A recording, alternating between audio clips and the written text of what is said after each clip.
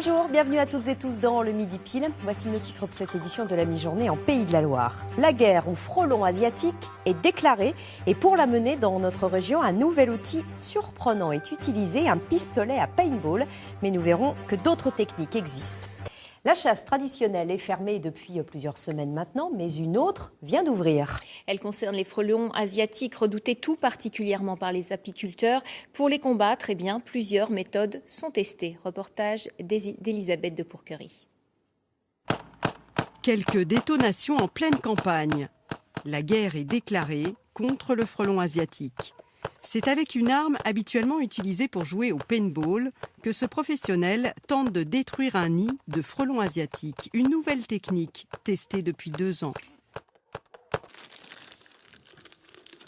Les billes vont être envoyées dans le nid et vont diffuser un insecticide qui va pouvoir tuer le nid en maximum de jours grâce à l'insecticide qui va se diffuser dans le nid et par contact, les insectes vont toucher ce produit et se contaminer les uns les autres. Le nid sera mort au bout de 2 jours maximum.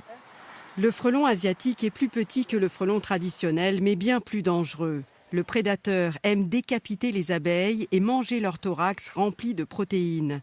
Responsable de la disparition de nombreuses colonies, ce frelon serait arrivé de Chine dans un convoi de poterie il y a 10 ans. Depuis, il a colonisé une grande partie du pays.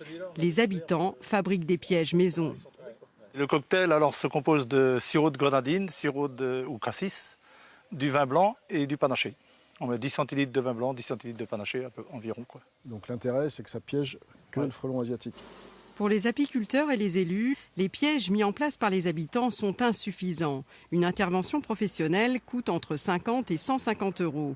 Mais le coût de la destruction des nids de frelons asiatiques en pleine saison est bien trop élevé pour les petites communes. Si rien n'est fait, les apiculteurs sont appelés à disparaître dans les 5 prochaines années. Surtout les amateurs.